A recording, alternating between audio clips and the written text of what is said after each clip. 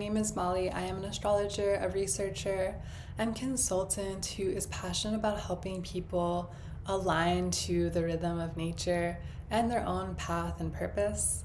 A lot of this is accomplished through understanding timing. So every month I put together a general astrology forecast for the month ahead so you can tune into the collective energies, and it hopefully will help guide your life in a positive way.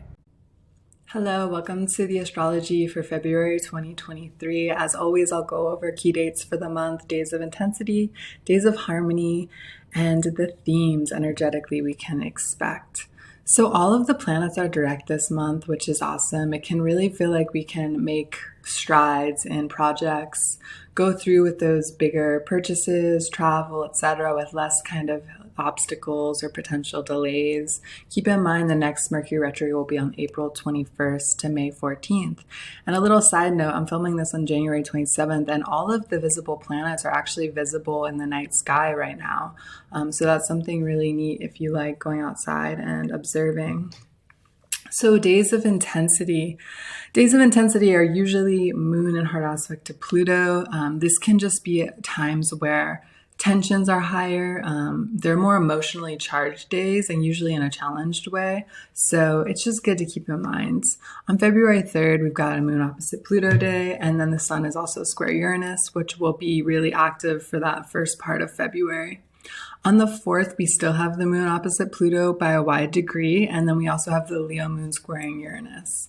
So that can be a more kind of hectic energy. The 5th is the full moon, which full moons to me are always sort of days of intensity. You might notice it's harder to sleep around the full moon. And as I always mention, inclement weather, rain or any sort of precipitation is more likely within 3 days before or after a full moon. So this full moon is in Aquarius and it's squaring Uranus. So there's this fixed T-square happening. I'll talk about it more in depth. And it's also an eclipse trigger from the November 8th eclipse, which I'll talk about later in the slides. On the 10th, I'm terming this a detox day. Why? Because we got Mercury conjunct Pluto. Mercury represents medicines, herbs, all that kind of stuff. Conjunct Pluto, it can intensify those things. So it's not a great time to do a plant ceremony or journey, I don't think, because you might end up taking a lot more, having a more intense effect than you expected. In a similar vein, it's not the best for medical procedures, especially with the moon squaring Pluto. And also, just Mercury conjoining Pluto, the body, it can be like a lot for the body to handle. Things are just intensified. The dosing might be too much, etc., etc. On the 17th, we've got the Capricorn moon conjunct Pluto. And on the 23rd, the Aries moon is squaring Pluto, which I always think is kind of an extra combative energy, especially with the square to Pluto. All right, what are the days of harmony? So on the 1st, we've got the Cancer moon trining Venus, the moon in its domicile trining the planet of love and beauty, a really good aspect for making art or doing any other type of healing activity. On the 14th, we've got the Sagittarius moon trining Jupiter and Chiron. This is a kind of adventurous, expansive aspect on this day. It could be a nice day for a day trip. On the 15th is the Venus-Neptune conjunction exact in Pisces. This is a really beautiful energy. I really like this day. Venus and Neptune conjoined. It's really awesome for art, channeling, any sort of spiritual practice, anything where you need to beautify something. It's also a really cooperative and collaborative energy. And we're also seeing on the 20th, the next kind of day of harmony. This is the Pisces new moon, where that Venus-Neptune conjunction is still very much alive, and we have a Pisces stellium going on. So beautiful for medicine making. If you like to harvest or collect stuff, a really good time to really start your plants, as well as the Pisces moons are really fertile. So on the February 22nd, we have the Aries moon conjunct Venus and sextiling Mars. So Aries moon conjunct Venus, that can be a time where you really want to like initiate something, maybe a home makeover renovation or even a makeover of yourself. And then sextiling Mars can be a very active day. This is a good day to do some physical activity, you're going to feel like a kind of boost of energy perhaps on the 22nd. On the 24th, we have the exalted moon in Taurus, conjunct Uranus, and sextiling the sun, Neptune in Pisces. So this is a nice water-earth kind of combination day. I really like it. It could be a really good day, I think, for like socialization with that exalted moon conjunct Uranus, and anything with like groups could be really good on the 24th. On the 25th, we've got the sun and moon conjunct Venus in Sagittarius. So more of that kind of fiery, adventurous energy on the 25th. All right. So on the 5th, we've got the full moon at 16. On the 11th, Mercury is entering into Aquarius. This is a much more intellectual, heady, sciencey kind of place for Mercury. It's also very humanitarian, group-oriented. So we might see more breakthroughs in the fields of science, more social innovation, that kind of stuff as Mercury transits through the sign of Aquarius. On the 15th, we've got the Venus-Neptune conjunction, which I just kind of mentioned as a day of harmony. The 16th and the 19th, I'm labeling a kind of extreme weather alert because there's so much cold wind energy going on, cold air energy going on. It's very similar energetics to that Arctic chill that we had last month. So I would say just be prepared for that. Have some firewood if you live somewhere cold. Maybe not the time to go on like an expedition because it could be just really cold temperatures. On the 20th, we have the new moon in Pisces at 1 degree, and I'll talk about that further. I consider that to be a pretty harmonious day. And on the 22nd, Venus enters into Aries.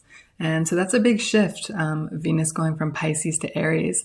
Economically, we might see people wanting to spend more money again. As Venus kind of went through Capricorn, the conservative energy sign, and then Aquarius, people have been kind of in their heads about spending money, fearful, a little nervous. I think when Venus enters into Aries, if you run a business, if you're in sales, you might notice that there's kind of a pickup in those realms. Your doctor, but this is just what I'm feeling is necessary for some of the energies we're dealing with.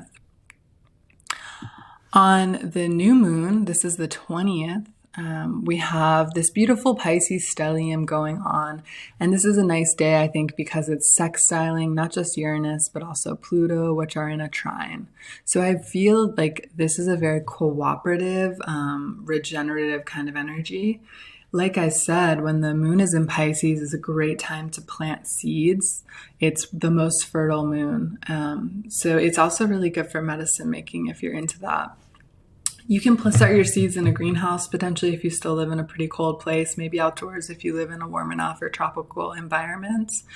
And the Sabian symbol for 1 degree Pisces is in a crowded marketplace, farmers and middlemen display a great variety of products. There's some other kind of renditions of the Sabian symbol, like different ways people express this. But overall, the themes I got from it are cooperation and this idea of like all the resources we really have, especially when we collaborate and share. So I think it's a very spiritual aspect with Venus conjunct Neptune. There's a lot of idealism. There's a lot of romanticism within this aspect as well.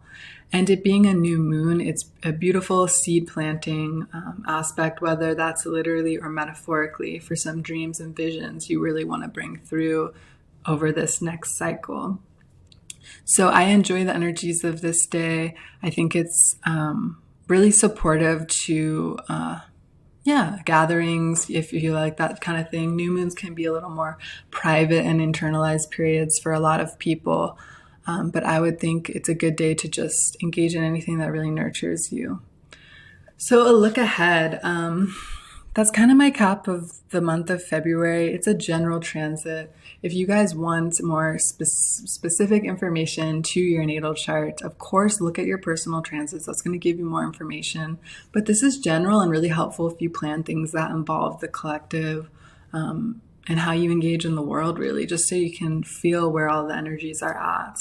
Looking ahead, a really important thing happening is Saturn will be entering Pisces on March 7th, 2023. This is huge. When we last had Saturn in Pisces, it was in like the early 90s. Blanking on the date right now. I think it was like 93 to 96. So a lot happened, right? We had the collapse of the Soviet Union. We had there were shipment issues, right? That's something we could see with Saturn and Pisces. Saturn and Pisces is not a great place for Saturn to hang out. It's not a comfortable place for Saturn. We could see water restrictions. You know, I brought up clean water. I think if you're going to invest in anything, one of the best things would be water filtration, making sure you have access to clean water, because that might be something, there might be restrictions on water. Obviously, we can't predict or plan for everything, but it's just something to keep in mind. That would be a good thing to secure if possible. What other things could we see? This could also be represented by new waterways or infrastructure around water being built. One astrologer I follow was mentioning that when Saturn's in Pisces, that there's earthquakes. To me, that would make sense if that led to like something like a tsunami, just because we've got a malefic planet in this very vast watery sign. So it could affect areas like islands and peninsulas. And it's not to spread fear, it's just to be aware. It's also potentially like a time where maybe peace treaties could be made. Maybe there could be structure created around more Piscean things. We could see, especially as Saturn conjuncts Neptune, maybe new movements, new kind of spiritual movements being created. I think it's really interesting. The Soviet Union actually fell during the Saturn conjunct Neptune in Pisces aspect in that early 90s period. And we're going to see that not quite in March. It's still too wide to be conjunct, but we'll see that later in the year. And so these are just things to think about. I hope this was useful to you. Thank you so much for tuning in. I'm trying to keep these short and sweet. If you have any follow-up questions, comment below.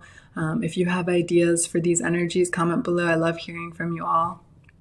And as always, I'm available for private readings and sessions, as well as I have different classes available. Thank you so much. Have a